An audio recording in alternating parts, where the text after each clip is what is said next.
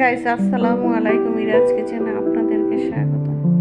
আজকে আমি হাতে মাখানো গরুর মাংস রান্না করব, প্রথম থেকে শেষ পর্যন্ত। প্যানে আমি পরিমাণ মতো মাংস নিয়ে নিয়েছি।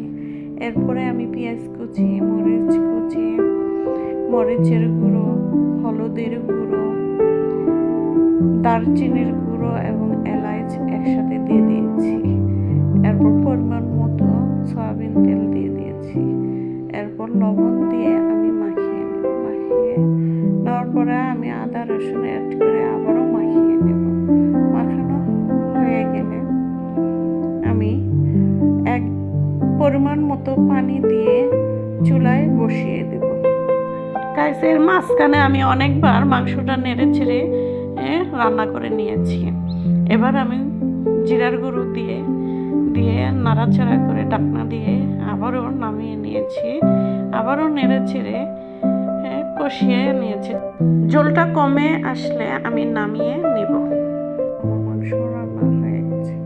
গাইস, আমার রান্নাটা কেমন হয়েছে কমেন্টে জানাবেন, লাইক শেয়ার কমেন্ট করবেন এবং ইউটিউব চ্যানেল সাবস্ক্রাইব এবং ফেসবুক ফলো করবেন।